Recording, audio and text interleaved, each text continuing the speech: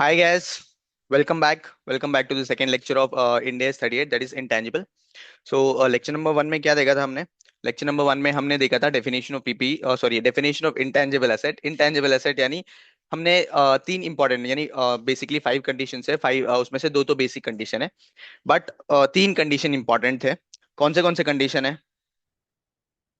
कौन से कंडीशन है? एक था क्लियर कंट्रोल वाला, एक था क्लियर कंट्रोल। देन कम्स एक आइडेंटिफाइबिलिटी ऑफ द एसेट, और एक कौन सा था? Non monetary asset. अगर ये तीन कंडीशन सेटिस्फाई हो रहा है और रिलायबल एस्टिमेट ऑफ कॉस्ट है और इकोनॉमिक बेनिफिट्स जो है ना वो एंटिटी को फ्लो हो रहा है, तब जाके हम इंड एस 38 में इंटेंजिबल एज इंटेंजिबल कैपिटलाइज कर देंगे बैलेंस शीट में। ठीक है। तो ये डेफिनेशन देखा था। डेफिनेशन देखने के बाद हमने एग्जांपल भी देखा था इसका। एग्जांपल देखने के बाद अगर समझो कोई भी कंडीशन अगर सेटिस्फाई नहीं होता है, यानी एसेट आइडेंटिफाइबल नहीं है, then comes the clear control नहीं है, या फिर उसका कॉस्ट रिलायबली एस्टिमेट नहीं कर पा रहा है एंटिटी, तो फिर उस केस में क्या करेंगे? हम उसको पीएनएल में ट्रांसफर कर देंगे। यानी जो भी एक्सपेंस हम इनकर कर रहे हैं उस पर्टिकुलर इंटेंजिबल के लिए, उसको क्या करेंगे? हम पीएनएल में एक्सपेंस ऑफ कर देंगे, राइट। तो ये पढ़ा था हमने और उसका एग्जांपल्स देखा था। क्या क्या है? एक पेटेंट है, कॉपीराइट है, ट्रेडमार्क है, फिर उसके बाद साइंटिफिक नॉलेज है, फिशिंग लाइसेंस है, मोशन फिल्म का ये है। मतलब इन सिंपल जनरल सेंस में बोलो, इंटेंजिबल बोलो तो एक लाइसेंस टाइप हुआ, राइट। तो वो हुआ, मैंने उसका बाद एग्जांपल देखा था और ऐसा देखा था कि कौन से ऐसे एसेट है जो आउट ऑफ द स्कोप है।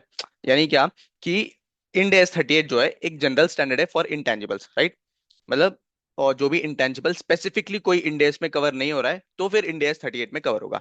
जैसे कि फॉर एग्जांपल यहाँ पे गुडविल बोलूं मैं, गुडविल के लिए स्पेसिफिकली 103 में कवर्ड है, तो फिर यहाँ पे कवर नहीं है वो, राइट। देन उसके बाद जो दूसरे एसेट इंडेस में कवर्ड है वो यहाँ पे कवर नहीं है। वो कौन से है? एक इंडेस 2 है, दैट इज इन्वेंटरी, जो ऑर्डिनरी कॉस्ट ऑफ से बिजनेस में सेल करते हैं। फिर उसके बाद डेफर्ड टैक्सेस है। फिर उसके बाद एम्प्लॉय बेनिफिट है, एम्प्लॉय बेनिफिट एक्सपेंसेस जो भी है वो इंडेस 19 में देखेंगे। फिर उसके बाद मिनरल ऑयल्स वगैरह जो है ना वो इंडेस 106 में देखेंगे। Non current asset held for sale ये जो ना 105 में देखेंगे। ये सारे आउट ऑफ स्कोप ऑफ ये इस पर्टिकुलर इंडेस है। देन उसके बाद इनिशियल रिकग्निशन देखा था। इनिशियल रिकग्निशन सेम, यहाँ पे इनिशियल रिकग्निशन जो है ना, इसमें दो चीजें सेम थे, एक एक्सचेंज ऑफ असेट और deferred credit. Exchange of asset जो हमने इंडेस 40 में भी देखा था, इंडेस 16 में भी देखा था, सेम यहाँ पे भी अप्लीकेबल है। उसके रिलेटेड क्वेश्चन सॉल्व करेंगे अभी। देन कम्स कौन सा? इंडेस 16। इंडेस 16 बोल रहा हूँ, इंडेस 16 में भी देखा था डेफर्ड क्रेडिट का और एक्सचेंज ऑफ असेट का। और कौन सा बचा है? फिर परचेज बाय कैश भी देखा था कल। परचेज बाय कैश यानी क्या? परचेज कॉस्ट इंक्लूड करेंगे, उसके रिलेटेड एक्सपेंसेस। रिलेटेड एक्सपेंसेस क्या है सर? जो रजिस्ट्रेशन चार्जेस हुआ, ब्रोकरेज एंड कमीशन हुआ, फिर कोई भी ऐसा expenses directly related to acquisition of intangible, वो पर्टिकुलर एक्सपेंस को हम कॉस्ट में इंक्लूड करेंगे, राइट। तो ये देखा था। देन प्लस ऐसे कौन से एक्सपेंसेस है जो हम कॉस्ट में इंक्लूड नहीं करेंगे? किसके? इंटेंजिबल के कॉस्ट में इंक्लूड नहीं करेंगे। एक स्टाफ ट्रेनिंग एक्सपेंसेस, क्यों? ह्यूमन एसेट के ऊपर कंट्रोल नहीं होता है एंटिटी का, तो उसके लिए स्टाफ ट्रेनिंग एक्सपेंसेस जो है उसको हम कैपिटलाइज नहीं कर सकते। Second, advertisement. एडवर्टीजमेंट क्यों सर? क्योंकि जो भी हम लोग खर्चा करेंगे उसका डायरेक्ट बेनिफिट हमें पता नहीं कितना मिलेगा। ये एक प्रोपोर्शनेट बेनिफिट कितना मिलेगा वो पता नहीं, उसके लिए एडवर्टीजमेंट एक्सपेंसेस जो है ना उसको ट्रांसफर कर देंगे पीएनएल में। Allocation of selling and general overheads, right. ये भी जो है इसको भी हम पीएनएल में ट्रांसफर कर देंगे। स्टार्टअप कॉस्ट भी पीएनएल में ट्रांसफर करेंगे। इनिशियली जो ऑपरेटिंग लॉसेस होता है उसको भी हम पीएनएल में ट्रांसफर करेंगे। ट्रेड डिस्काउंट, रिफंडेबल टैक्सेस, और उसके बाद जो भी रिफंडेबल नेचर है वो क्या करेंगे? हम पीएनएल में ट्रांसफर करेंगे, इसको कैपिटलाइज नहीं करेंगे। और डेफर्ड क्रेडिट को तो पता ही है, डेफर्ड क्रेडिट का जो भी पीएनएल इंटरेस्ट आता है, फाइनेंस कॉस्ट, उसको क्या करेंगे? पीएनएल में ट्रांसफर करेंगे। ये देखा था इंपॉर्टेंट इंपॉर्टेंट चीज। देन उसके बाद एक्सचेंज ऑफ असेट बोलूं तो एक्सचेंज ऑफ असेट सेम, हम इंडियाज 40 और 16 में जो देखा था वही है। बट यहाँ पे जो है ना, कल लेक्चर देख रहा था मेरा भाई, उसमें एक हम्म उसमें एक चीज बोला था मैंने कि कैश पेमेंट जो रिसीव होगा ना, कैश रिसीव होगा या पेमेंट होगा उसको एडजस्ट करना पड़ेगा। वहां पे मैं डब्ल्यूडीवी वर्ड यूज किया था, नहीं डब्ल्यूडीवी नहीं, फेयर वैल्यू में एडजस्ट करेंगे हम। ठीक है, फेयर वैल्यू में एडजस्ट करेंगे। इसका क्वेश्चन अभी देखते हैं, इसका क्वेश्चन देखते हैं, ठीक है। Similar way of exchange of asset. आज हम क्वेश्चन देखते हैं आज। आज सिर्फ क्वेश्चन क्वेश्चन क्वेश्चन करेंगे। क्वेश्चन नंबर वन हो गया, टू हो गया। क्वेश्चन नंबर फोर देख लो एक बार। इजी क्वेश्चन है, इजी इजी। सेपरेट एक्विजिशन यानी परचेज बाय कैश। ठीक है, देख लो एक बार क्वेश्चन रीड कर लो।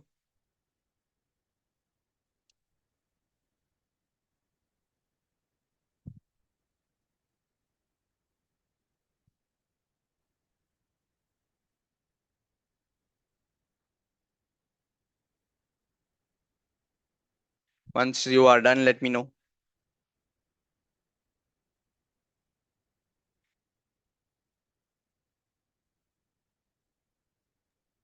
Done sir.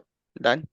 चलो, ये टाइम क्यों देता हूँ मैं रीड करने, क्योंकि एक बार क्वेश्चन रीड करने के बाद एक बार इंटरप्रेट कर लेते हो, फिर उसके बाद मैं जब क्वेश्चन रीड कर रहा हूँ उस टाइम में तुम्हारा जो इंटरप्रिटेशन था वो सही जा रहा है नहीं, वो देख लो एक बार, ताकि वो समझ में आ जाएगा कि हाँ ऐसा करना चाहिए था इंटरप्रेट। ठीक है, Venus India private limited acquired a software, क्या लिया है, software for internal use. Internal use costing of 10 lakh. कितने का है, 10 lakhs का है। Amount payable for the software was 6 lakh immediately, यानी आज के डेट में जो है मैं 6 लाख पे कर दूंगा। एंड 4 lakhs जो है इन 1 ईयर टाइम। नहीं समझा सर, 4 लाख जो है ना वो विद इन 1 ईयर टाइम में देना पड़ेगा। तो फिर ये क्या, क्या समझे यहाँ पे, ये time value of factor involve है यहाँ पे।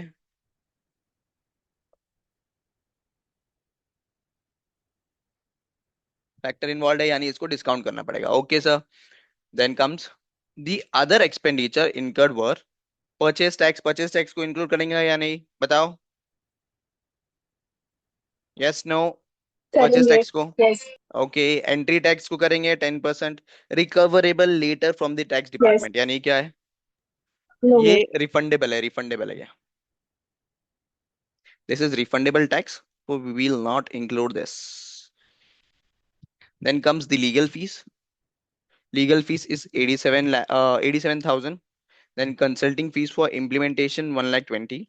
Cost of capital दिया है 10%। ये cost of capital क्यों दिया है सर, हमें बताया ना यहाँ पे कि 1 ईयर, 1 साल के बाद हमें 1 साल के टाइम में 4 लाख पे करना पड़ेगा, इमीडिएटली 6 लाख के पे करना पड़ेगा।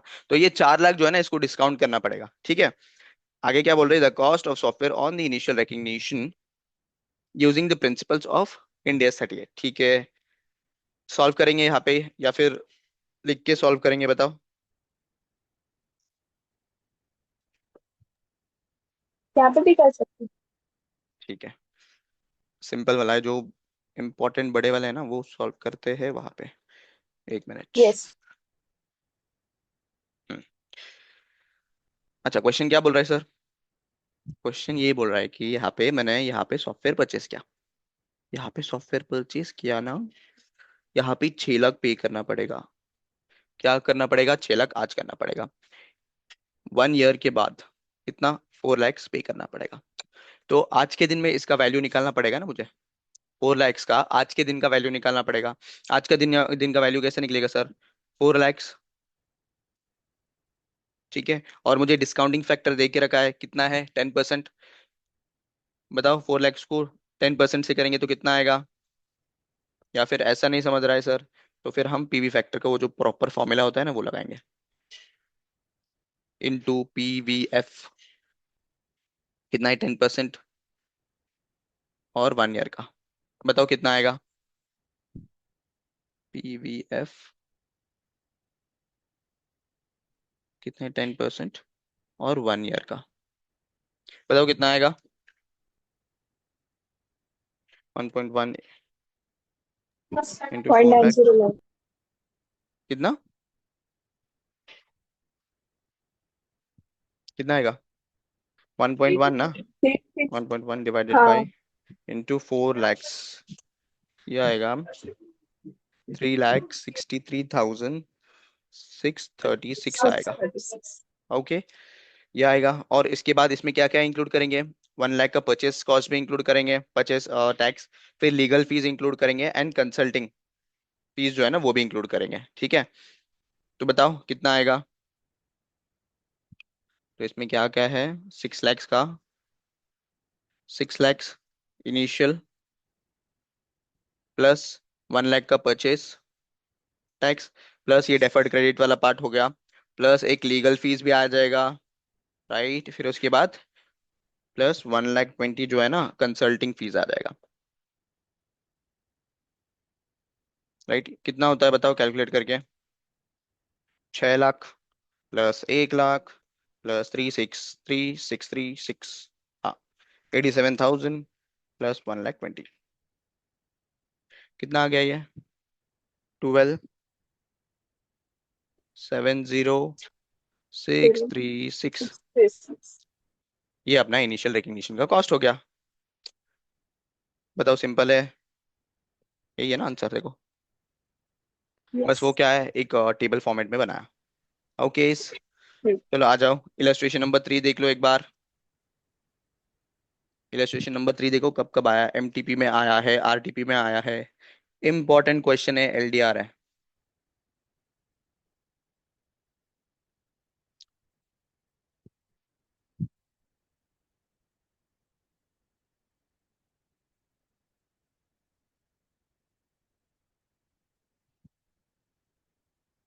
आज बहुत डल दिख रहा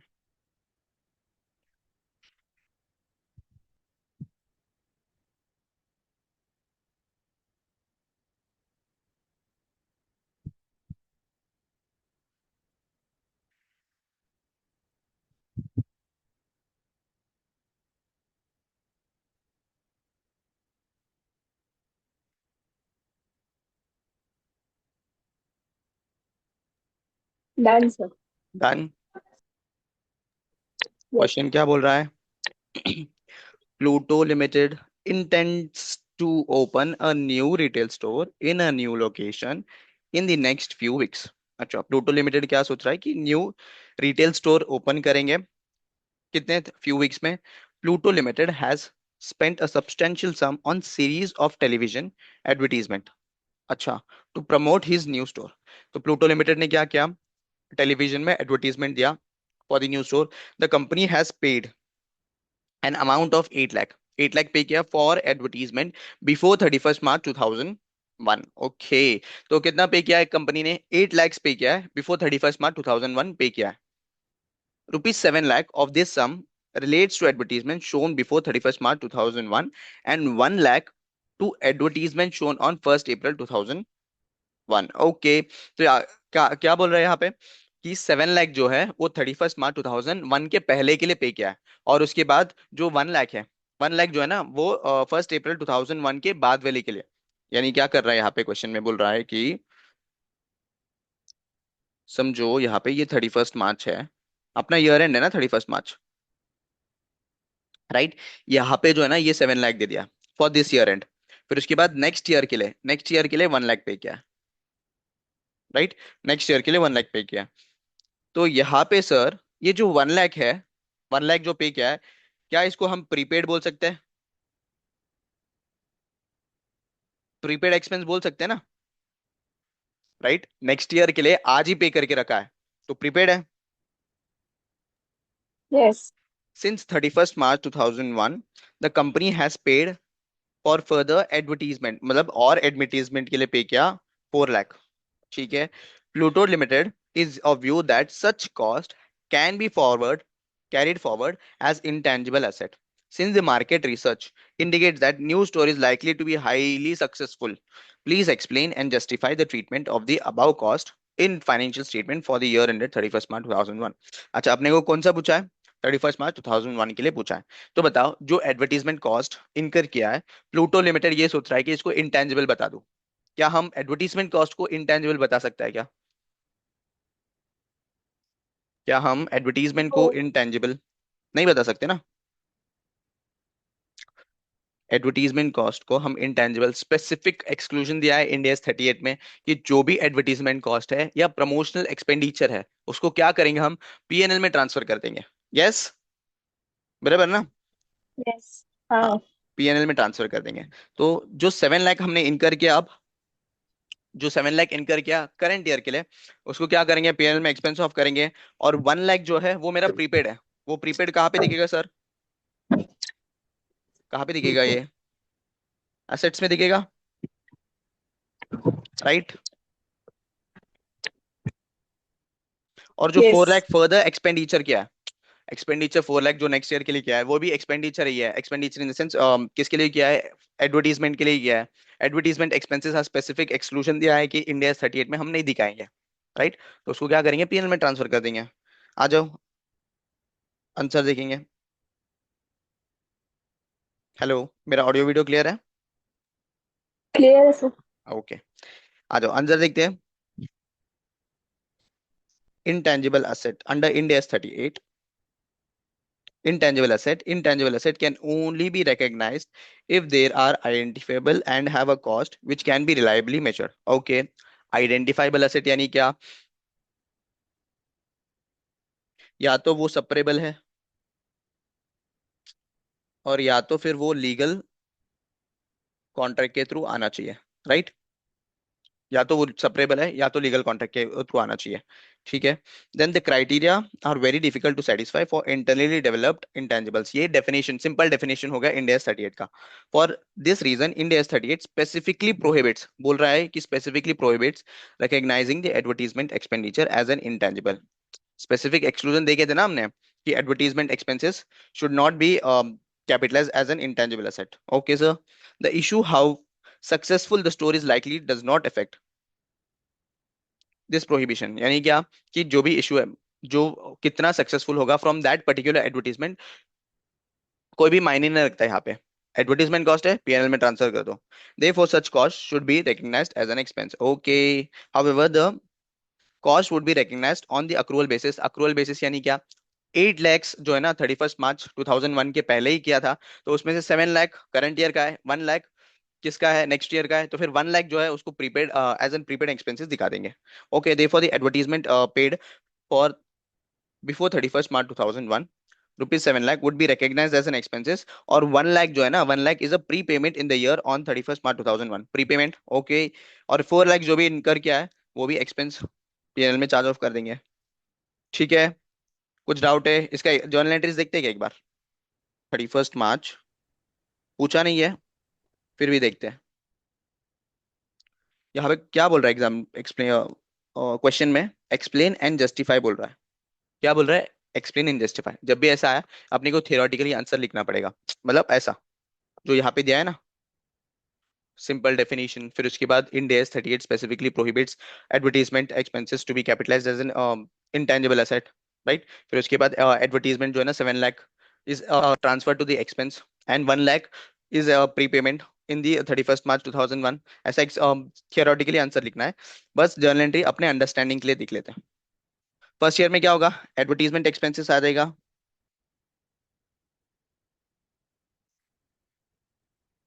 फिर उसके बाद प्रीपेड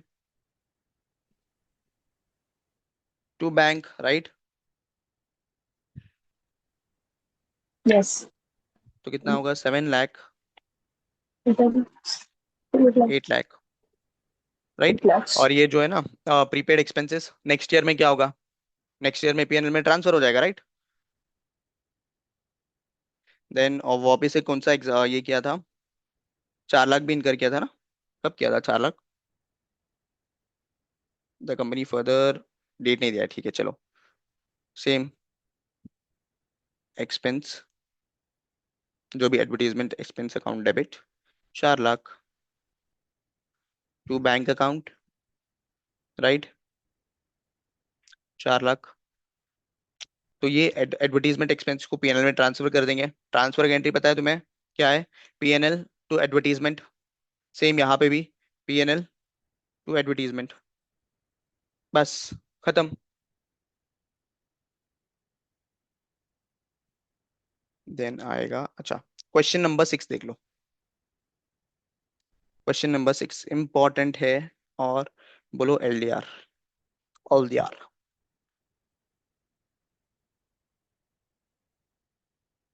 हेलो,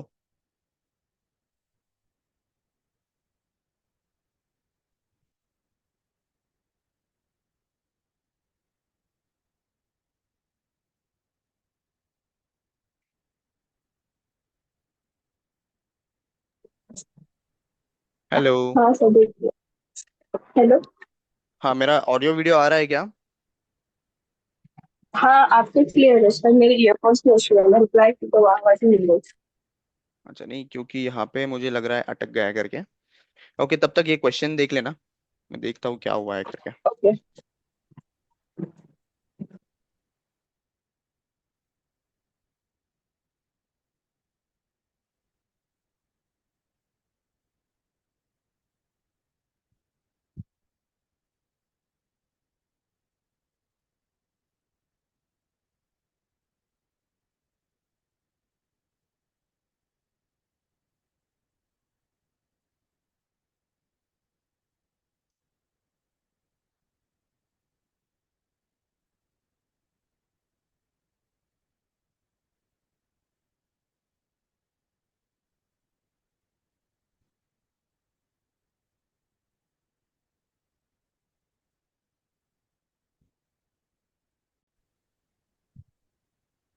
अच्छा, ये क्वेश्चन देख लो एक बार, इंपॉर्टेंट अच्छा क्वेश्चन है।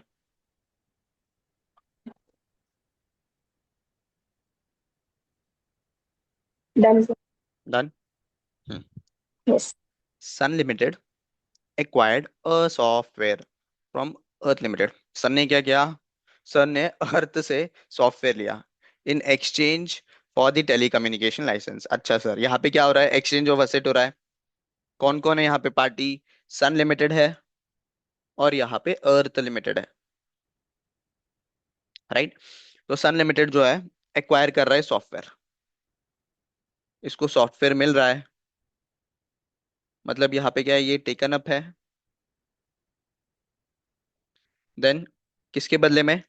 टेली कम्युनिकेशन लाइसेंस के बदले में, राइट?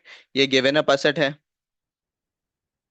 अर्थ के लिए बताओ, अर्थ के लिए टेकन अप टेलीकम्युनिकेशन हो गया, टेकन अप असेट, और गिवन अप हुआ सॉफ्टवेयर। क्या यहां तक समझ में आया? चलो आगे। The yes sir. Telecommunication licence is carried at 5 lakh in the books of Sun. Sun के बुक्स में जो है ना टेलीकम्युनिकेशन लाइसेंस है 5 lakhs में कैरिड, यानी बुक वैल्यू कितना है इसका? 5 lakhs। Okay sir. The software is carried at 10,000 in the books of Earth. यानी जो सॉफ्टवेयर कैरिड है अर्थ के बुक में, अर्थ के बुक्स में जो सॉफ्टवेयर है वो 10,000 का है, which is not a fair value. Fair value नहीं है, ये बुक वैल्यू है। Advise journal entries in the books of, sorry, in the following situation in the books of Sun and अर्थ।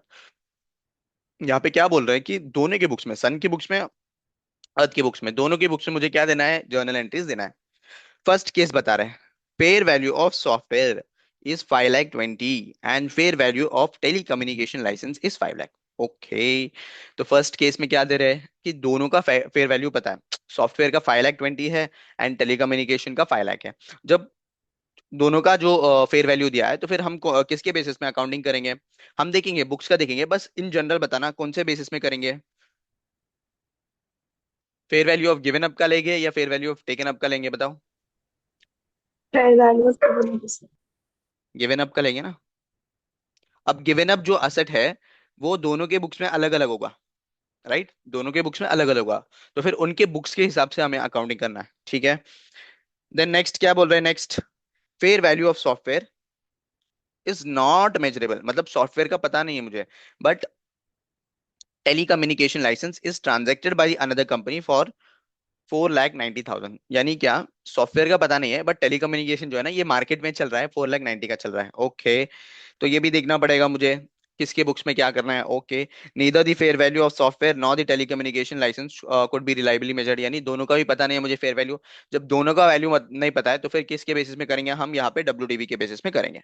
किसके बेसिस में करेंगे? डब्ल्यू के बेसिस में। Okay, question समझा? आ जाओ सोल्यूशन करते हैं। Yes sir.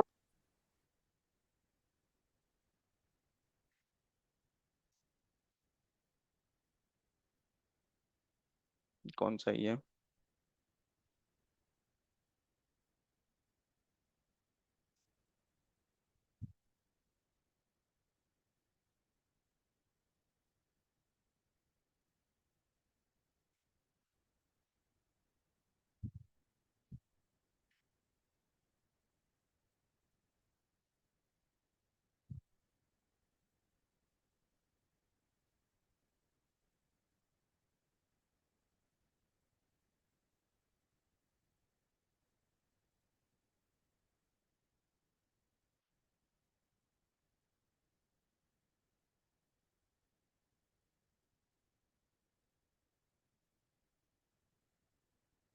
कौन सा है क्वेश्चंस?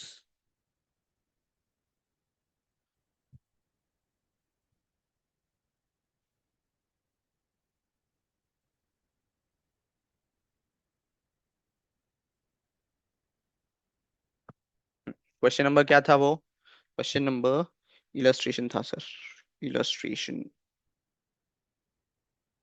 6 किसके रिलेटेड था? एक्सचेंज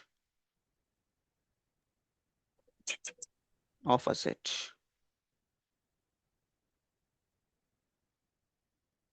और एलडीआर क्वेश्चन है, इंपॉर्टेंट है। क्वेश्चन में क्या क्या दिया था? दो कंपनी थे, सन लिमिटेड, और सन लिमिटेड का जो ये था, सन लिमिटेड के बुक्स में कौन सा ये था? Telecommunication licence.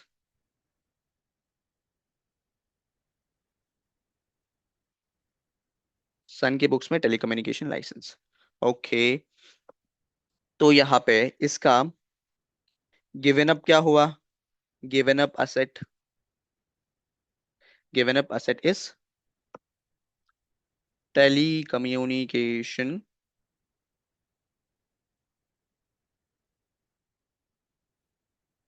सिंपली यहाँ पे टीएल लिख देता हूँ, टीएल समझ जाना, टेलीकम्युनिकेशन लाइसेंस करके। देन इसका जो टेकन अप असेट है, taken up assets is software, right? Taken up asset is software. अच्छा, अब बताओ मुझे कि गिवन अप का जो मुझे वैल्यू पता है क्या? गिवन अप का बुक वैल्यू पता है क्या मुझे? यस। कितना था? रुपीज 5 लाख। 5 लाख ही था ना? हाँ। गिवन अप का जो बुक वैल्यू था वो 5 लाख था। अच्छा सर, तो फर्स्ट केस क्या था इसमें? फर्स्ट केस क्या था? Fair value of software is 5 lakh 20 and fair value of telecommunication is 5 lakh. Okay. तो फर्स्ट केस क्या था? फेयर वैल्यू ऑफ सॉफ्टवेयर पता है मुझे। केस ए। अलग अलग कर रहे हैं हम, सन लिमिटेड के पहले करेंगे, फिर उसके बाद अर्थ का करेंगे। Fair value of software is rupees 5 lakh 20, right? 5 lakh 20 था। एंड टेलीकम्युनिकेशन लाइसेंस का कितना था?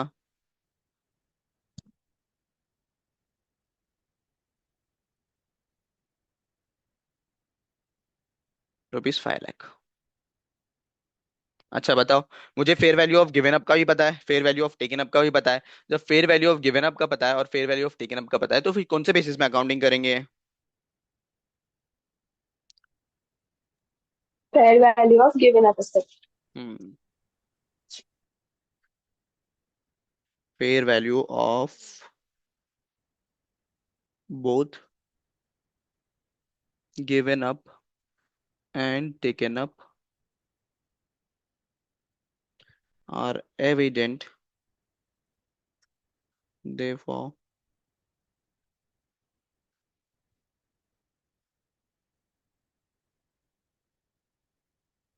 on the basis of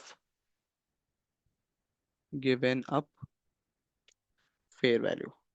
ये एग्जाम में नहीं लिखना है, बस तुम्हारे अंडरस्टैंडिंग के लिए लिखा मैंने। ओके। तो जर्नल एंट्री क्या रहेगा? गिवन अप का फेयर वैल्यू है मेरा 5 lakhs का। सॉफ्टवेयर आ रहा है मेरे इसमें, राइट? सॉफ्टवेयर आ रहा है ना? तो जर्नल एंट्री क्या होगा? जर्नल एंट्री, सॉफ्टवेयर आ रहा है तो software account debit Software. To telecommunication licence. अब बताओ क्या वैल्यू लेंगे? कल टेलीकम्युनिकेशन का बुक वैल्यू कितना है? टेलीकम्युनिकेशन का बुक वैल्यू है 5 lakhs, राइट? तो यहाँ पे आ जाएगा 5 lakhs। ये कहाँ से आया? ये बुक वैल्यू है। एंड इसका फेयर वैल्यू, गिवन अप का फेयर वैल्यू है 5 lakhs। तो यहाँ पे कुछ डिफरेंस नहीं आएगा, प्रॉफिट या लॉस कुछ भी नहीं आएगा, राइट? समझा क्या लिखा? समझ गया क्या? अभी यहाँ पे एक कंफ्यूजन आ सकता है, सर दोनों 5 लाख कैसे आया?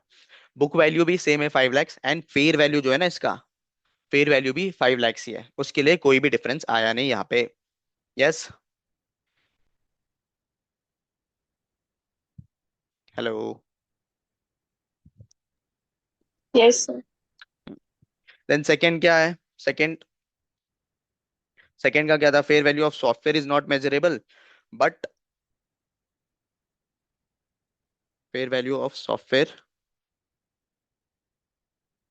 Is not measurable. ओके।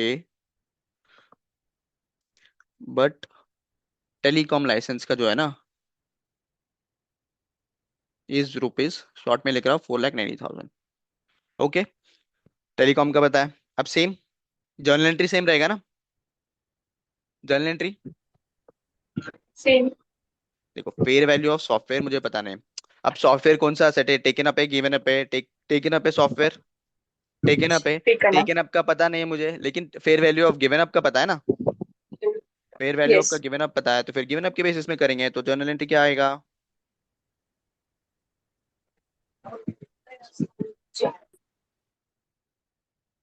यहाँ पे सॉफ्टवेयर हम एक्वायर कर रहे हैं टू टेलीकॉम लाइसेंस अकाउंट। अच्छा, टेलीकॉम का कितना है? 5 lakhs है ना बुक वैल्यू। टेलीकॉम का जो है ना बुक वैल्यू पता है मुझे, यहाँ पे 5 lakhs है, राइट। बट सॉफ्टवेयर का जो ये है क्या बोलते हैं, फेयर वैल्यू, टेकन अप का पता नहीं है, गिवन अप के बेसिस में करूंगा तो फिर 4,90,000। तो जो भी डिफरेंस आएगा, बताओ ये प्रॉफिट है या लॉस है? लॉस है ना? Loss on exchange, Yes. ये आएगा 10,000। यस। इसका नरेशन लिख लो, बिंग जो भी है। देन थर्ड केस क्या है? Third case, third case, fair value of both given up software and telecom are not evident. मतलब दोनों का ही मुझे पता नहीं है। तो फिर इस केस में हम क्या करेंगे? गिवन अप जो असेट है उसका जो है ना डब्ल्यूडीवी के बेसिस में हम अकाउंटिंग करेंगे। अब गिवन अप का डब्ल्यूडीवी, डब्ल्यूडीवी यानी जो बुक वैल्यू है उसके बेसिस में अकाउंटिंग करेंगे। गिवन अप का बुक वैल्यू कितना है? 5 lakhs। 5 lakhs. यस। हाँ, तो 5 lakhs के बेसिस में करेंगे journal entry, software account debit to telecom licence account. कितना है? 5 lakhs एंड 5 lakhs। क्या ये समझा चीज? क्या ये Yes, sir. समझा? अच्छा, 3 मिनट बचे यार।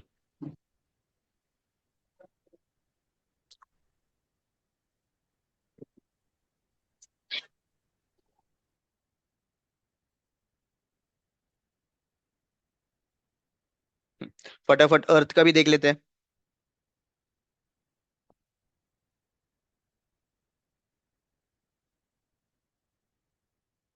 अर्थ का, अर्थ का बताओ। अर्थ का कौन सा है? सॉफ्टवेयर है, राइट। Yes. तो यहाँ पे टेकन अप और given up. Given up asset है सॉफ्टवेयर, और टेकन अप असेट है मेरा टेलीकॉम लाइसेंस,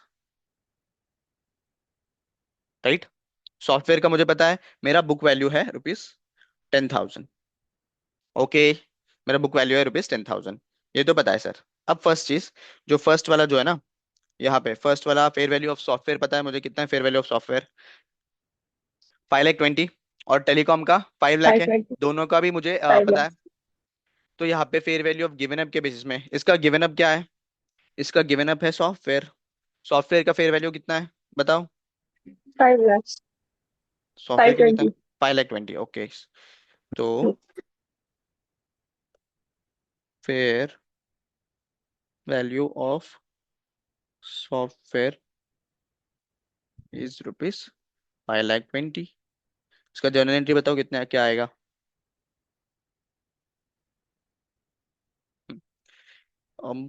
टेलीकॉम लाइसेंस आ रहा है, telecom licence account debit to software जा रहा है। Okay sir. सॉफ्टवेयर का बुक वैल्यू पता है मुझे, 10,000। यस। और टेलीकॉम लाइसेंस का जो फेयर वैल्यू है, फेयर वैल्यू इज 5,20,000। बचाओ, जो भी डिफरेंस है वो प्रॉफिट है या लॉस है? प्रॉफिट है या लॉस है? प्रॉफिट है, right. To profit on exchange कितना आएगा? 5,10,000, राइट। 5,10,000, ये एक जर्नल एंट्री देख लिया। बाई का दो जर्नल एंट्री नेक्स्ट सेशन में देखते हैं, ठीक है, क्योंकि टाइम खत्म हो रहा है ना।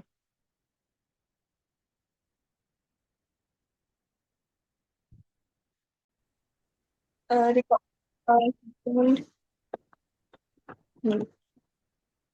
यहाँ पे जो है ना, fair value of software is not measurable, but fair value of जो टेलीकम्युनिकेशन लाइसेंस है ना, इसका मेजरेबल है। तो यहाँ पे इसके लिए, किसके लिए? अर्थ के लिए। अर्थ के लिए सॉफ्टवेयर का पता नहीं, यानी गिवन अप का पता नहीं है, बट टेकन अप का अकाउंट। पता है। यस। टेकन अप के बेसिस में अकाउंटिंग करेंगे। क्या रहेगा जर्नल एंट्री? टेलीकॉम आ रहा है इसका, telecom telecom licence. To software चला जाएगा। सॉफ्टवेयर तो रुपीज कितना है? 10,000 है, राइट। और टेलीकॉम का पता है मुझे कितना है? कितना है टेलीकॉम का? 4,90,000। 490। हाँ। अब बताओ, प्रॉफिट हुआ है कि लॉस हुआ? Profit. Hmm. Profit, right. Profit hmm. To payment.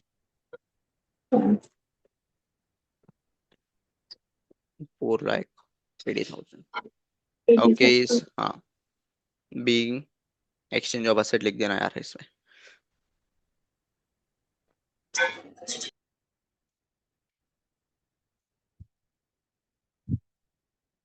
Then third वाला, दोनों भी केस अवेलेबल नहीं है मेरे पास, यानी फेयर वैल्यू दोनों का भी पता नहीं है मुझे, राइट। तो जब दोनों का पता नहीं है तो फिर मैं क्या, जो बुक वैल्यू है उसी के बेसिस में अकाउंटिंग बुक करेगा। Value. Telecom licence account debit to software. Software का बुक वैल्यू कितना है? 10,000। 10,000। और यहाँ पे 10,000। ओके। यस। समझा ये चीज? क्वेश्चन एक्सचेंज ऑफ असेट का। Yes sir.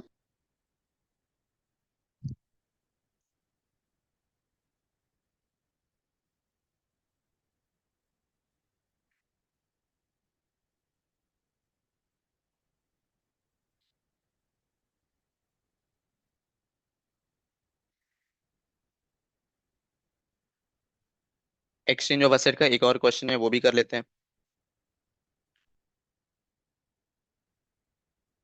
और बहुत सारे क्वेश्चंस है, वो भी कर लेते हैं।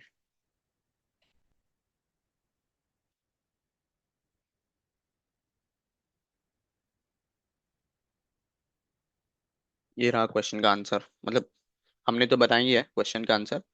ये वाला जो है ना, मॉड्यूल वाला आंसर है, और मॉड्यूल के जैसे ही बनाया हमने। सॉफ्टवेयर का देखो, यहाँ पे लॉस था, यहाँ पे क्या, प्रॉफिट ऑन एक्सचेंज 480। और telecommunication licence to software. Okay, चलो आगे बढ़ते हैं।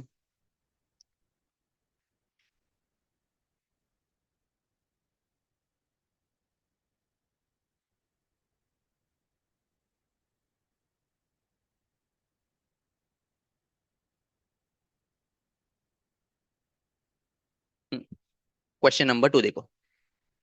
क्वेश्चन नंबर 2, बस ये जो है ना क्लासिफिकेशन है, यानी जो इनटेंजिबल असेट को क्लासिफाई कैसे करेंगे हम, वो इंटेंजिबल में क्लासिफाई करेंगे या एक्सपेंस में ट्रांसफर कर देंगे, वो वाला क्वेश्चन रीड कर लो।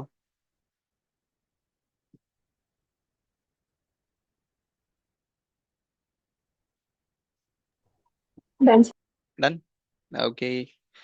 एक्स लिमिटेड परचेज्ड, बहुत बीच में आता है।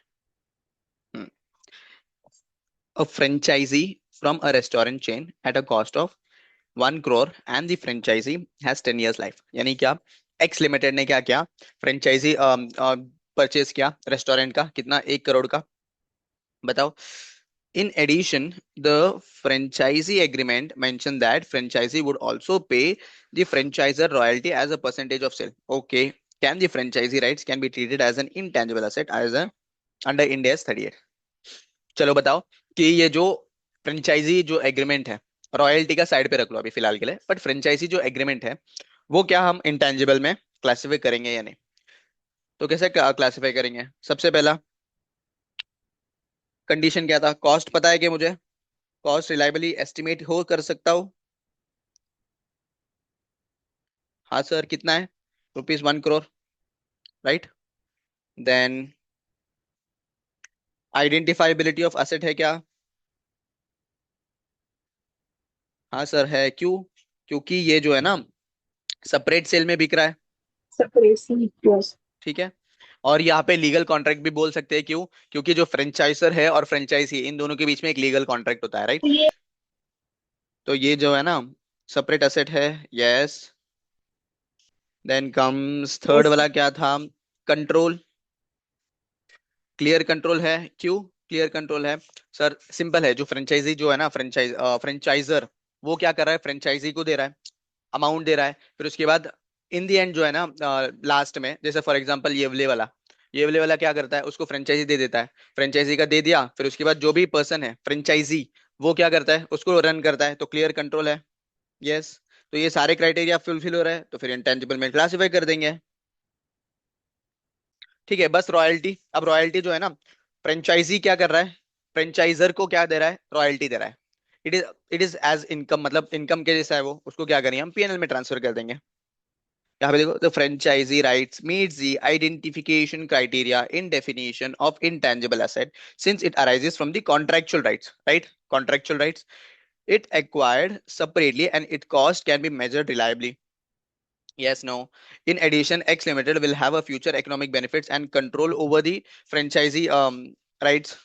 X Limited should recognize franchisee rights as an intangible asset and amortize over 10 years. मतलब 10 साल में amortize करेगा। क्यों सर? यहाँ पे दिया है जो लाइफ है ना वो 10 years का है। अमोर्टाइजेशन का जो पॉलिसी से हम आगे पढ़ेंगे, बट यहाँ पे सिंपल इतना बताओ कि 10 years का लाइफ है, तो फिर ये जो फ्रेंचाइजी राइट्स है ना उसको 10 years में अमोर्टाइज कर देंगे। Royalty as a percentage of sales to the franchiser would be charge to PNL, PNL में चार्ज होगा।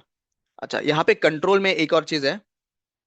एक और चीज हमें देखना है, क्या देखना है कि फ्यूचर इकोनॉमिक बेनिफिट्स जो है ना वो फ्लो हो रहा है कि नहीं।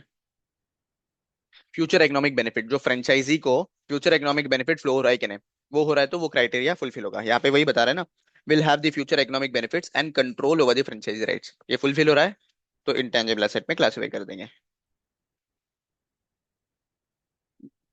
क्वेश्चन नंबर 3 रीड करो, सिंपल है। okay.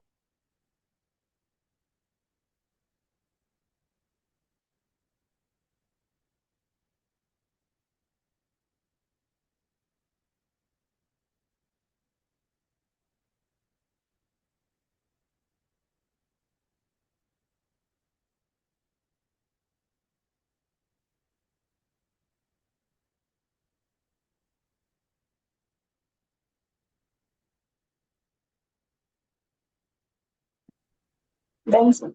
डन। क्या बोल रहा है क्वेश्चन? Answer Yes. बता दो डायरेक्टली। वो जो रिप्लाई स्लिप जो कस्टमर इंफॉर्मेशन है उसको इंटेंजिबल एसेट कंसीडर करना है। क्या नहीं? Okay. An entity regularly places advertisement in newspaper advertising its product and includes a reply slip that informs individual replying to the advertisement that the entity may pass on the individual details to other sellers of similar product। यानी क्या बोल रहा है यहाँ पे?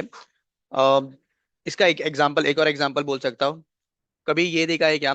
क्या बोलते हैं, कोई भी क्रेडिट कार्ड का कॉल आया होगा, या फिर कोई भी क्लासेस का समझ लो, फॉर एग्जांपल क्लासेस का कॉल आया। हम क्या करते हैं? एक एक क्लास का इंक्वायरी करते हैं, बट वो एक क्लास के बदले में हमें 10 क्लासेस का कॉल आते हैं कि क्या आप सीए का क्लासेस देख रहे हो क्या? क्या सीए के क्लासेस देख रहे हो क्या? मतलब क्या है, हमने एक क्लास में इंक्वायरी किया था। ये हमने क्या किया था? एक क्लास में इंक्वायरी किया था। इंक्वायरी यहाँ पे किया था, राइट? और तब जब इंक्वायरी करते होंगे तो वहां पे एक बॉक्स, चेकलिस्ट बॉक्स रहता है कि क्या whether this information can be shared करके। हम पढ़ते नहीं, उसको डायरेक्टली एग्री कर देते हैं और आगे बढ़ते हैं, राइट। तो आगे बढ़ेंगे तो फिर ये जो डेटा है ना, जो सिमिलर इंडस्ट्री में है उनको सबको शेयर हो जाता है। जो सिमिलर इंडस्ट्री में है उन सबको अपना नंबर शेयर हो जाता है और सबसे कॉल आता है। ये क्या कर रहा है, जो कस्टमर लिस्ट है ना उसको शेयर कर रहे हैं, एक्सचेंज कर रहे हैं। जो कस्टमर लिस्ट है ना, कस्टमर लिस्ट या फिर जो भी ये आ रहा है कस्टमर डेटा, इसको सिमिलर इंडस्ट्री में शेयर कर देता है क्योंकि उनके बीच में कॉन्ट्रैक्ट होता है।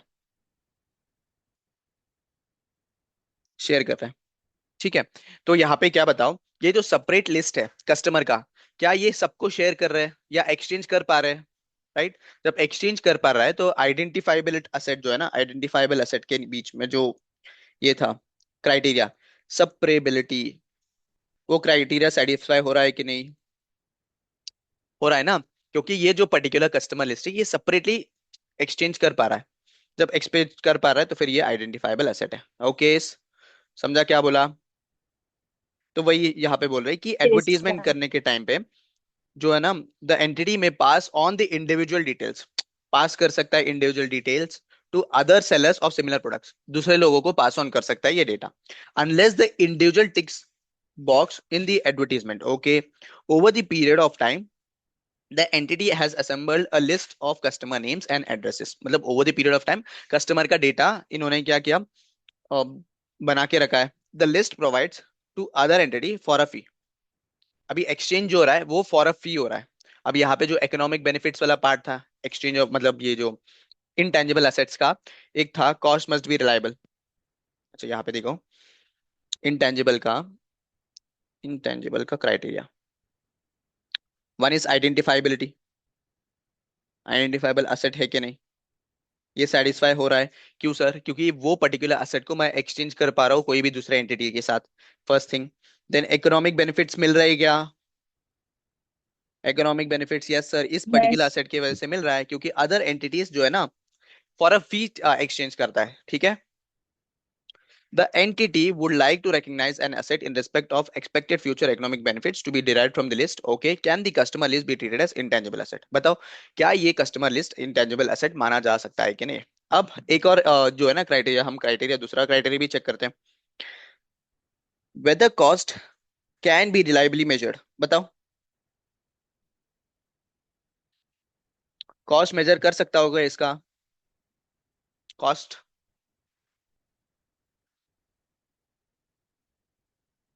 वो कॉस्ट मेजर नहीं कर सकता, क्यों, क्योंकि ये जो है ना during the course of business, during the course of business मैं ये डेटा को कलेक्ट कर रहा हूँ, राइट। तो इसमें कुछ कॉस्ट लग रहा है क्या मेरा, नहीं, डायरेक्टली कुछ कॉस्ट लग रहा है। समझो फॉर एग्जांपल मैं किसी से परचेज कर रहा हूँ कस्टमर का डेटा, कस्टमर का डेटा परचेज कर रहा हूँ, तो फिर उसमें मुझे पता है कि मैं 1 लाख रुपए रख के डेटा को परचेज किया, वहां पे कॉस्ट पता है। लेकिन यहाँ पे ये during the course of business, business हो रहा है, राइट। तो during the course of business है तो फिर ये कॉस्ट रिलायबली मेजर नहीं कर सकता हूँ। तो फिर यहाँ पे जो क्राइटेरिया है कौन सा, इंटेंजिबल एसेट का, वो फेल हो गया, तो इसको हम एज एन इंटेंजिबल हम रिकग्नाइज नहीं करेंगे, not recognise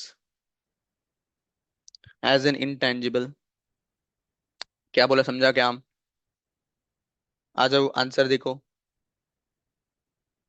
In this situation, the entity has no legal rights to the customer relationship।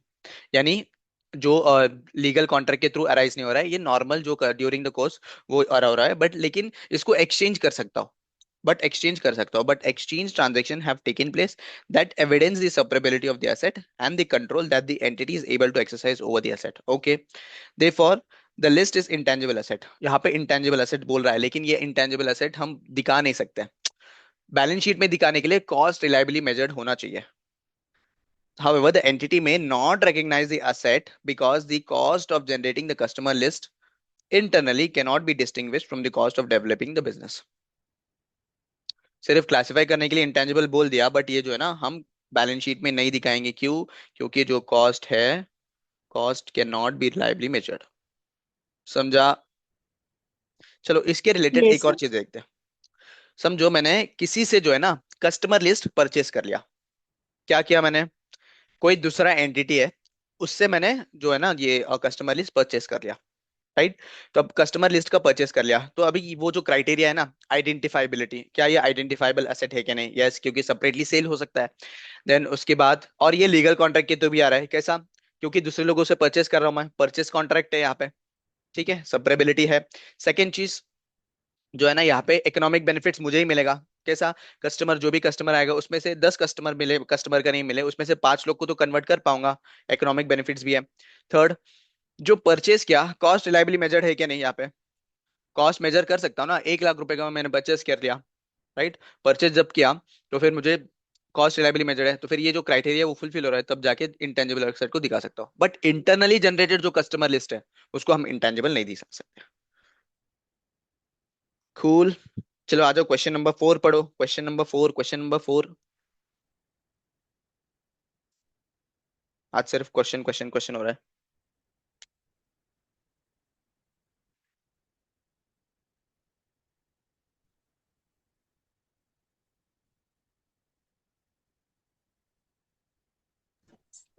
Done sir.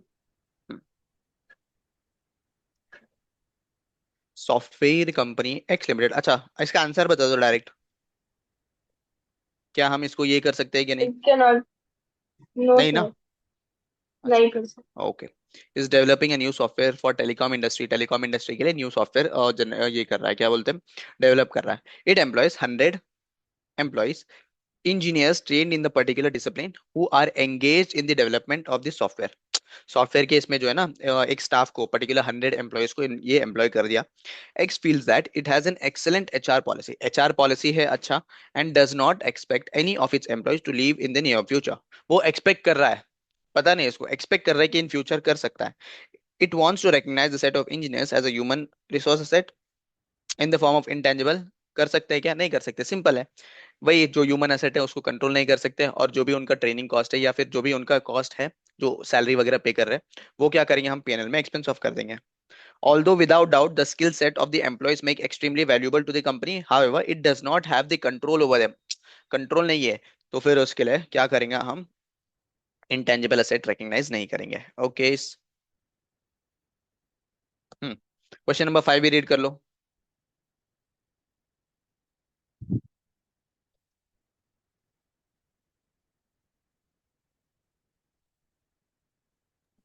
Done. Done. क्या है यहाँ पे, देख लो एक बार, इट बताओ कैन क्या बी आंसर होगा। Classified as. क्लासिफाई कर सकते हैं, टेलीकॉम लाइसेंस ले रहा है हाँ। From the government to operate classified. In 2 states, बराबर, जो भी कॉस्ट आएगा टेलीकॉम लाइसेंस का वो तो कैपिटलाइज कर देंगे, क्योंकि इंटेंजिबल है। इंटेंजिबल इन द सेंस वही 5 क्राइटेरिया, जो 5 criteria, cost can be measured reliably, फिर इकोनॉमिक बेनिफिट्स फ्लो होगा एंटिटी को, वो आइडेंटिफाइबिलिटी है क्या नहीं, क्लियर कंट्रोल है क्या नहीं, नॉन मॉनिटरी एसेट है क्या नहीं, वो सारी चीजें, ठीक है। हम्म, अच्छा ये क्वेश्चन देख लो, क्वेश्चन नंबर 6। आज ही पूरा क्वेश्चंस करेंगे क्या, है बहुत सारे क्वेश्चन है इस पर्टिकुलर चैप्टर में, तो फटाफट फटाफट, छोटे छोटे छोटे क्वेश्चन है, तो वो कर लेंगे। क्वेश्चन रीड कर लो ये अपना जो परचेस इन बाय कैश जो है ना, सेपरेट एक्विजिशन, उसका है क्वेश्चन।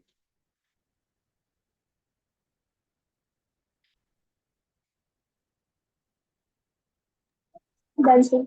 डन। क्या कर सकते हैं क्या इसको, इजी है हार्ड है।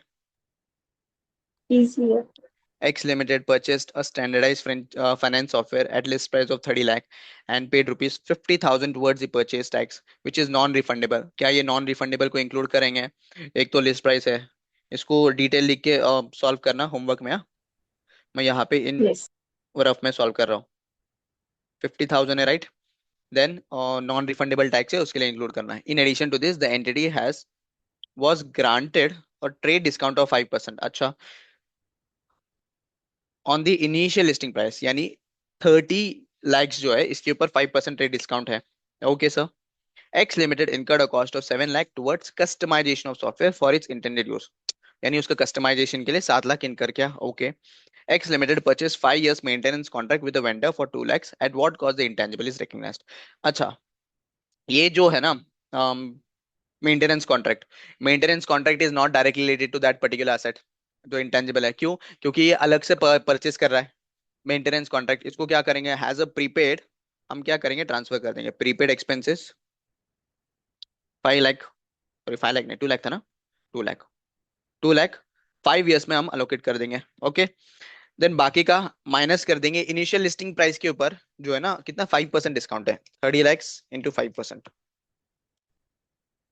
1 लाख 50, प्लस ये 7 लाख हो जाएगा कस्टमाइजेशन का। बताओ कितना आएगा, 30 लाख प्लस 50, कितने हैं, 1 लाख 50 ना, नहीं नहीं 50 है, 50, 36। 50 कितना आ रहा है, 36। ओके 36, ये देखो, और अच्छे से लिख के सॉल्व करना, किसमें, नोटबुक में अगर बनाते रहेंगे तो मेंटेनेंस कॉस्ट जो है ना एज अ प्रीपेड 5 साल के लिए अलोकेटेड कर।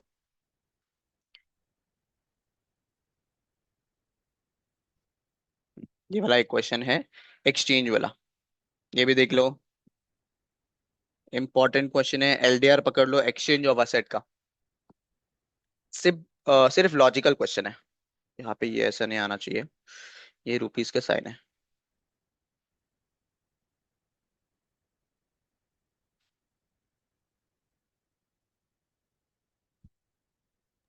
वीडियो पॉज हो गया। वीडियो पॉज हो गया, हाँ। ओके, 1 मिनट,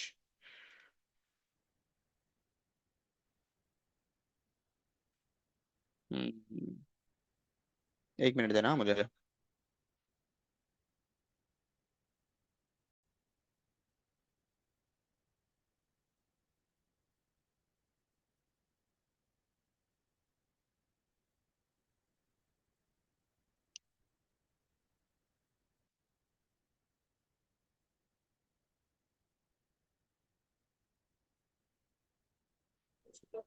डन से। डन। अच्छा बताओ यहाँ पे क्या होगा, मतलब क्या करेंगे हम, क्वेश्चन रीड करने के बाद आंसर बताओ। पहले क्वेश्चन रीड कर लेता हूँ मैं। X limited acquired a patent right of manufacturing drug from Y limited. Y limited के पास से जो है ना एक्स एक पेटेंट ड्रग लेना चाह रहा है। In exchange x limited gives intellectual property right. अच्छा, तो यहाँ पे एक्स के बुक्स में ही करना है, ठीक है। तो एक्स के बुक्स में एक्स ले रहा क्या है, मतलब गिवन अप एसेट क्या है यहाँ पे, इंटेलेक्चुअल प्रॉपर्टी। आईपीआर, और टेकन अप क्या है, पेटेंट राइट। हाँ patent right. Okay, gives intellectual property, okay, current market price जो है ना, current market value of the patent and intellectual property दिया है मुझे, आर 20 लाख एंड 18 लाख। अच्छा, तो पेटेंट का कितना है, पेटेंट का पेटेंट का है 20 लाख, एंड जो है ना, सॉरी, पेटेंट का है 20 लाख, ओके, पेटेंट का है 20 लाख, और आईपीआई क्या है, आईपीआर का है 18 लाख, ओके, ये अपना फेयर वैल्यू हो गया। At what value the patent right should be initially recognised in the books of X limited. ठीक है, एक्स लिमिटेड के बेसिस, एक्स लिमिटेड की बुक्स में जो है ना कौन से वैल्यू के बेसिस में हम करेंगे। पहला लिस्ट सिचुएशन दिया है ए, जो है ना X limited did not pay any cash to Y. X limited जो है वाई को कोई भी पे कैश पे नहीं करेगा। तो जब कैश पे नहीं करेगा, अब बताओ मेरे पास फेयर वैल्यू दोनों का भी है, टेकन अप का भी है और गिवन अप का भी है। तो यहाँ पे टेकन अप और गिवन अप दोनों के केसेस में बताओ क्या होगा, कौन से बेसिस में हम अकाउंट फॉर करेंगे। 18 lakhs 18 गिवन अप लैक्स हाँ, एसेट। तो एक केस वन का क्या आंसर रहेगा, सर केस वन के आंसर होगा 18 लैक्स, बराबर। केस वन का 18 लैक्स होगा, सिंपल है ना। Then X yes. Limited pays 2 lakh to Y, X limited जो है ना वो 2 लैक्स एडिशनली पे कर रहा अबाउ द फेयर वैल्यू। तो फिर इसका आंसर क्या होगा, तो बताया था ना मैंने कि एक्सचेंज ऑफ असेट में हमें कोई कैश पे कर रहे हैं तो फिर क्या पे को भी एडजस्ट करना पड़ेगा। तो मेरा 18 लैक्स जो है ना मेरा गिवन अप का फेयर वैल्यू है, प्लस 2 लैक्स में कैश में पे प्लस कर रहा टू हूँ, लैक्स तो फिर कितना होगा, 20 लैक्स, यस 20 लैक्स। यस। तो बताओ यहाँ पे आंसर देखो, वही लिखना है कि रिलायबली मेजर्ड, जो भी फेयर वैल्यू है रिलायबली मेजर्ड है क्या नहीं, वो पूरा लिखना है यहाँ पे। अभी वो बहुत बार देख लिया हमने, बस डायरेक्टली देखो answer, patent is measured at, ये क्या हो गया, हाँ, patent is measured at rupees 18 lakh in case one, in case B जो है मेजर्ड एट 20 लैक्स। 20 लैक्स कहाँ से आया, 20 लाख कहाँ से आया, 18 lakh fair value plus 2 lakh cash. क्या ये चीज समझ में आया है, समझ गया हूँ? यस। हम्म, आ जाओ क्वेश्चन नंबर 10 में। भी कंसेप्ट भी पढ़ाना है मुझे, बट देखेंगे कितना टाइम अलाउ करता है। बस ये क्वेश्चन लास्ट क्वेश्चन है आज के दिन का, उसके बाद हम कंसेप्ट में चले जाएंगे। आ रहा है ना क्वेश्चन सॉल्व करने? हाँ सर। हम्म, जो भी यूट्यूब में दिख रही है प्लीज सब्सक्राइब कर लेना चैनल को, लाइक करना, शेयर करना, और क्या करना है, बेल आइकन को हिट करना, क्योंकि जो भी न्यू लेक्चर आएगा वो नोटिफिकेशन आ जाएगा। Done sir. Done. X garments limited spend rupees 1 crore towards the promotion for the, promotion आ गया, प्रमोशन यानी सेंस, जैसा प्रमोशन आएगा तुम सोचो ये एडवर्टीजमेंट एक्सपेंसेस है, एडवर्टीजमेंट एक्सपेंसेस कहाँ पे जाएगा, जाएगा P&L में, PNL। Right.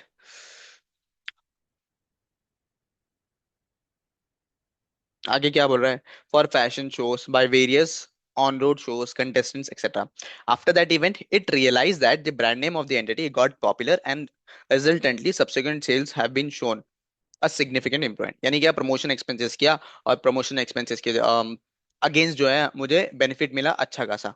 It is further expected that this hike will affect over next 2-3 years, मतलब जो हमने इस बार एडवर्टीजमेंट प्रमोशनल एक्सपेंसेस करवाया 2-3 साल तक ये जो है ना अच्छा मार्केट में नाम रखेगा। How the entity should account for the above cost incurred on promoting such show. तो बताओ, जो भी प्रमोशनल एक्सपेंसेस है उसको क्या करेंगे हम, पीएनएल में ट्रांसफर करेंगे। क्यों सर, प्रमोशनल एक्सपेंसेस का लॉजिकली सोचो तो कोई डायरेक्ट बेनिफिट नहीं होता है हम जो पर्टिकुलर इंटेंजिबल एसेट के लिए, या फिर हम ऐसे भी देख सकते हैं इंड एस 38 स्पेसिफिक एक्सक्लूजन दिया है जो भी प्रमोशनल एक्सपेंसेस और एडवर्टीजमेंट एक्सपेंसेस को एक्सक्लूड करने। Expenditure 1 crore, though increased future based economic benefit but it does not result in creation of intangible asset, such promotional expenses should be expensed off। expensed off कहाँ पे करेंगे हम, expense of करेंगे P&L में। और कोई क्वेश्चन है क्या?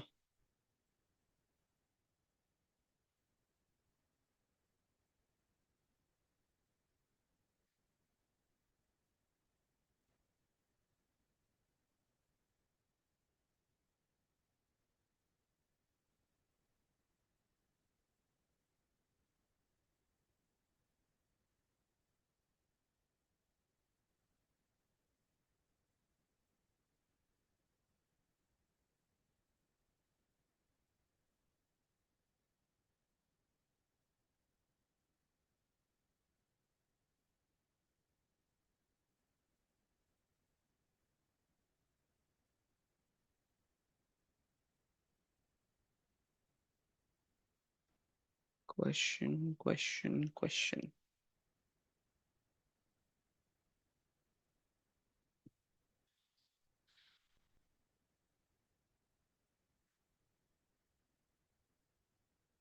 चलो, अभी जो जो पढ़े हमने उसके बेसिस में कोई क्वेश्चन ऐसा कुछ पेंडिंग नहीं है, हम आगे बढ़ते हैं। आगे बढ़ते हैं हम किसके बेसिस में करेंगे अब, ये कौन सा है मेरा, इंटरनल जनरेटेड एसेट, ओके। जो बाकी के ऊपर जो है ना बिजनेस कॉम्बिनेशन और इंटरनल जनरेटेड, उसके लिए एक हाफ एन आवर का लेक्चर चाहिए, तो फिर उसके बेसिस में हम पहले ये देख लेते हैं। Acquisition, acquisition of initial asset by government grants, यानी क्या कि सर हमने इंटेंजिबल एसेट एक्वायर किया, इंटेंजिबल एसेट एक्वायर किया, उस इंटेंजिबल एसेट को एक्वायर करने के लिए हमें गवर्नमेंट ने कुछ ग्रांट दिया। यानी क्या, समझो 1 लाख रुपया, 1 लाख रुपए के अगेंस्ट गवर्नमेंट ने मुझे 80 लाख, सॉरी 80,000 दे दिया, समझ रहे हो। तो फिर ये जो गवर्नमेंट ग्रांट है हम क्या करेंगे, हम क्या करेंगे ये गवर्नमेंट ग्रांट को हम जो कॉस्ट है ना इनटेंजिबल एसेट के कॉस्ट के अगेंस्ट एडजस्ट कर देंगे। क्या करेंगे, इनटेंजिबल एसेट के कॉस्ट के अगेंस्ट एडजस्ट कर देंगे। यहाँ पे देखो, any grants received in relation to acquisition of intangible asset then the amount of such grant shall be adjusted from the cost of intangible asset। जो भी कॉस्ट है उसके अगेंस्ट एडजस्ट करेंगे। इसका एग्जांपल बताऊं मैं, तो क्या रहेगा बताओ, देखो। समझो मैंने इंटेंजिबल, कोई भी एक इंटेंजिबल परचेस किया फॉर ₹1 लाख, और मुझे गवर्नमेंट ने क्या दिया, मुझे गवर्नमेंट ने ग्रांट दे दिया। हाँ। अब एक और चीज है यहाँ पे, गवर्नमेंट ग्रांट शायद से इंटर में पढ़ा होगा ना। तो गवर्नमेंट ग्रांट में दो चीजें होते हैं, एक हम डायरेक्टली कॉस्ट में एडजस्ट करते हैं, दूसरा हम डेफर्ड में डाल देते हैं, जो है ना डेफर्ड गवर्नमेंट ग्रांट में डाल देते हैं। लेकिन यहाँ पे इनटेंजिबल में एक ही चीज अवेलेबल है, कौन सी चीज, जो कॉस्ट में एडजस्ट करना है। तो हम जो भी गवर्नमेंट ग्रांट आएगा वो कॉस्ट में एडजस्ट करेंगे। समझो गवर्नमेंट ग्रांट है, वो 80 लाख मिला है मुझे, तो यहाँ पे कितना होगा मेरा इंटेंजिबल का कॉस्ट, 20,000। यस। क्या होगा मेरा कॉस्ट, 20,000। समझा क्या बोला।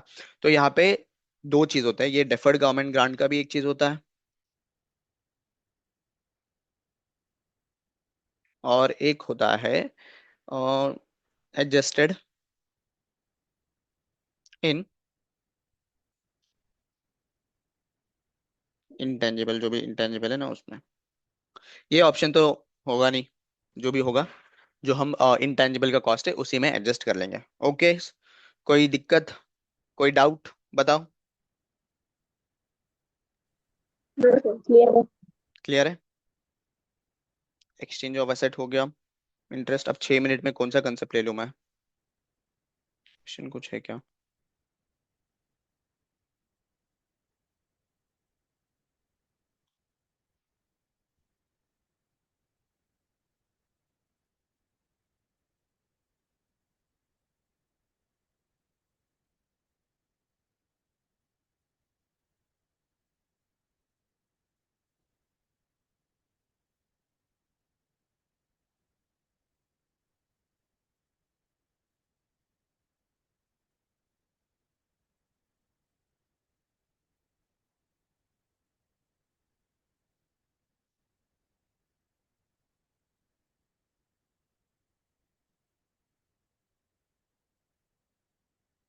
चलो इसके रिलेटेड कोई क्वेश्चन नहीं है, आज के लिए इतना काफी करते हैं। बट आज के लिए इतना काफी करते हैं, thank you for watching this lecture. Subscribe कर लेना याद से।